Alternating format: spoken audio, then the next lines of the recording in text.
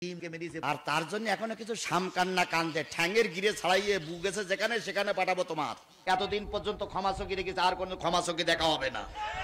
পেতনির বাচ্চা পেতনি চলে গেছে, তোমার দেশ ভালো না লাগে ভারতে চলে যাও, কিন্তু আমার দেশে যদি আবার একবার ফেটটা বাঁধাতে চাও এবার কিন্তু দাদা করি ভালো হবে। যারা বাংলাদেশের সবচেয়ে বড় শয়তান তারা আওয়ামী লীগ করে। কোন ভালো লোকের বাচ্চা, কোন সৎ লোকের বাচ্চা, কোন ভালো মায়ের সন্তান আওয়ামী লীগ করতে পারে না, পারে না, পারে না, পারে না। জীবনে এক ফোঁটা রক্ত থাকা অবস্থায় এই স্বৈরাচার, এই জালেম, এই ফেরাউনদেরকে আর রাজপথে নামতে দেওয়া হবে না। হু হু করিও না, বেশি হু হু করলে এবার কিন্তু একদম ঠ্যাঙের গিরে ছাড়াই ফেলবো। এতদিন পর্যন্ত ক্ষমা চোখে রেখেছে, আর কোনো ক্ষমা চোখে দেখা হবে না।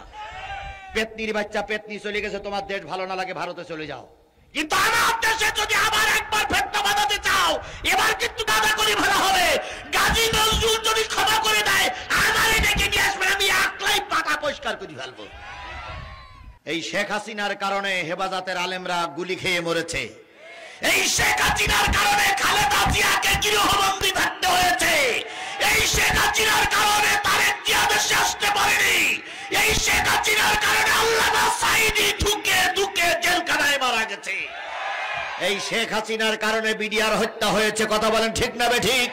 এই শেখ হাসিনার কারণে সংস্কার আন্দোলনে 2000-এর মতন তরু তাদের আজকে জীবন দিতে হয়েছে। ফেরাউনের চাইতে এই শেখের বেটি আরো খারাপ। ফেরাউন এত লোক বেরিয়েছে বলে ইতিহাস পাওয়া যায় না। ফেরাউন এত মিথ্যা মামলা দিয়েছে বলে ইতিহাসে পাওয়া যায় না। ফেরাউন এত লোক খুন করেছে ইতিহাসে পাওয়া যায় না। কিন্তু আজকে যদি ফেরাউন বেঁচে থাকতো শেখ হাসিনারে সালাম দিয়ে বলতো যে তুমি আমার সেই উপরে তুমি থাকো, আমি চলে গেলাম। আওয়ামী লীগের কিছু গান্ডারের মতন চামড়া পুরো নেতা আছে, এদের চামড়া এত পুরো যে যতই সুড়সুড়ি দেন এদের সুড়সুড়ি লাগে না। এদের বারবার বলতাম যে গণতান্ত্রিক কায়দায় নির্বাচন দেন, দেশের সকল দলকে নির্বাচনে অংশগ্রহণ করতে দেন। ওনারা তখন মঞ্চে দাঁড়িয়ে বলতেন আমরা পালাই না, পালাবো না, শেখের বেটি পালাই না। ফখরুল সাহেব আপনার বাসায় একটু জায়গা। অথচ দেখা গেল দেশের সবাই আছে, ওরাই পালাই গেছে। কথা বলেন, কথা বলেন। বাংলাদেশের খালেদা জিয়া ক্ষমতাচ্যুত হয়েছিল, কিন্তু খালেদা জিয়ার নেতা কর্মীরা দেশ ছেড়ে পালিয়ে যায়নি। এরশাদ সাহেব ক্ষমতাচ্যুত হয়েছিল, এরশাদ সাহেবের নেতা কর্মীরা পালায়নি। বাংলাদেশ জামাত ইসলামের শীর্ষ নেতাদের ফাঁসি হয়েছে, আল্লামা সাঈদীরে বিষ প্রয়োগ করে মেরে দিয়েছে। কোন নেতা কর্মী পালাই যায়নি। কেবলমাত্র ব্যতিক্রমে একটা দল, সেটা হচ্ছে বাংলাদেশ আওয়ামী লীগ। ক্ষমতা চলে যাওয়ার পরে বড় সিয়ারের থেকে শুরু করে ওয়ার্ড সভাপতি পর্যন্ত সবাই কুকুরের মতন লেজ গোটাই নিয়ে পালিয়ে গেছে। তখন আমাদের কথা বলতে দিতেন না, তারপরেও আমরা কথা বলতাম। বিএনপি জামাতের লোকেরা আশপাশে বসে থাকতো, অনেক বিএনপি জামাতের লোকেরা প্রতিবাদ করেছে। এখন আপনারা আওয়ামী লীগ করেন, এই হাজার হাজার মানুষের ভিতর থেকে 2 জন লোক উঠে দাঁড়াই বলেন তো হুজুর আমি আওয়ামী লীগের কর্মী। তোলেন হাত, হাত তোলো যদি তুমি বাপের বেটা হও, তোমার পৈত বাপে যদি জন্ম দিয়ে থাকে, হাত তুলে বলো আমি আওয়ামী লীগ করি, তোলো। একটারও খোঁজ নেই। কথা বলেন, কথা বলেন, কথা বলেন। দেশে আইন তৈরি হয়েছে, ছাত্রলীগ নিষিদ্ধ, আওয়ামী লীগের কাজকর্ম নিষিদ্ধ। কথা বলেন। আওয়ামী লীগের পক্ষে যদি কেউ দালালি করো যে আমি আওয়ামী লীগ করি, আওয়ামী লীগ আমার ভালো দল, 7 বছর জেল খাটা লাগবে, তোলো হাত, তোলো। সেদিনকে তোমরা বলেছিলে আমরা পালাই যাব, আমরা আছি, তোমরাই পালাই গেছো। আমাকে শেখ হাসিনার বিরুদ্ধে কথা বলতেই হবে। কেন বলতে হবে? শেখ হাসিনার কারণে আমি জেল খেটেছি, শেখ হাসিনার কারণে চেয়ারম্যান জেল খেটেছে, শেখ হাসিনার কারণে আল্লামা সাঈদী মারা গেছে, শেখ হাসিনার শয়তানির কারণে নিজামী সাহেব মারা গেছে, শেখ হাসিনার শয়তানি করার কারণে খালেদা জিয়া গৃহবন্দী ছিল, শেখ হাসিনার শয়তানি করার কারণে তারেক জিয়া দেশে আসতে পারেনি। সুতরাং শেখ হাসিনা দেশের শত্রু, শত্রু ফেরাউন, ফেরাউন, ফেরাউনের বাচ্চা। আর ফেরাউনির বাচ্চার বিরুদ্ধে কথা বললি যাদের মুখ কালো হয় ওদের রক্তের দোষ। নিশ্চয়ই ওর রক্ত আর ওর বাপের রক্ত আলাদা। যাদের বৈধ বাপের রক্ত দিয়ে যারা জন্ম দিয়েছে তারা শেখ হাসিনার নাম শুনি মুখ কালো করতে পারে না।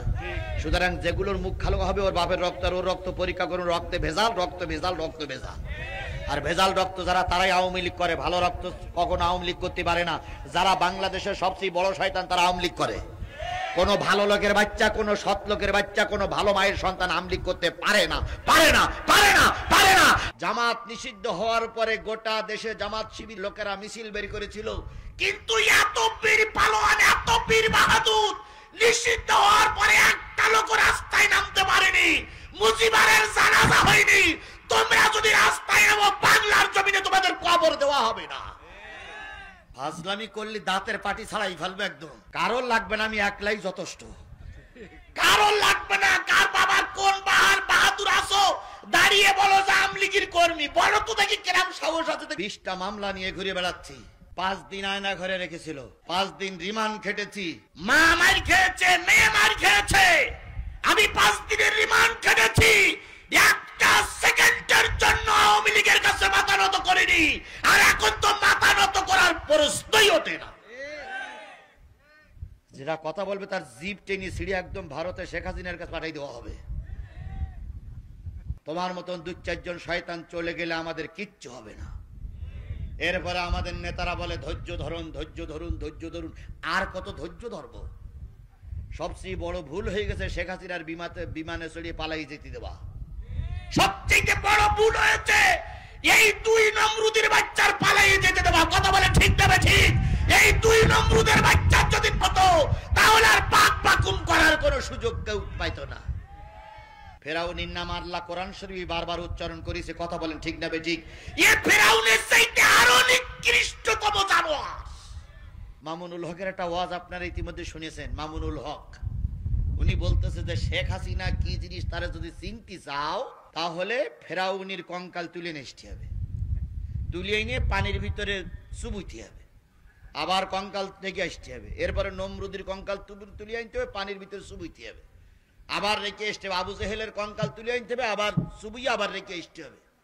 এরপরে আব্দুল্লাহ বিন উবাইর কঙ্কাল তুলে এসে পানির ভিতরে চুবানোর পরে পানির একটা কালার হবে। ওই কালারওয়ালা পানি যদি বাংলাদেশের গোপালগঞ্জের কোন মেয়ে লোকের খেতে দাও, আর ওই মেয়ে লোক যদি কারোর সঙ্গে বিয়ে করে, বিয়ে করার পরে যদি ওই মেয়ে লোকের বাচ্চা হয়, আর ওই বাচ্চাটা যদি মেয়ে হয়, তাহলে ওই মেয়েটা হবে শেখ হাসিনা, শেখ হাসিনা, শেখ হাসিনা। আল্লাহর কসম, ডুবেছে নৌকা, আর নৌকা কখনো উঠবে না, উঠবে না, উঠবে না। যদি নৌকাওয়ালারা আবার রাস্তায় ঘুরে বেড়ায়, সাইদির আত্মা কষ্ট পাবে। যদি নৌকার লোকজন আবার কয়রায় মিছিল করে, তাহলে হেফাজতের আলেমরা কষ্ট পাবে। যদি নৌকার লোকেরা কয়রায় মিছিল করে, তাহলে পিডিআর হত্যার পিডিআরের আত্মা কষ্ট পাবে। যদি নৌকাওয়ালারা আবার মিছিল করে, তাহলে এই সংস্কার আন্দোলনে 2000 নারী পুরুষ, ছোট বড়, হাফেজে কোরআন, চাকরিজীবী, ভ্যানওয়ালা, রিক্সাওয়ালা মারা গেছে। প্রত্যেক আত্মা কষ্ট পাবে। কথা বলেন, কথা বলেন। সুতরাং জীবনে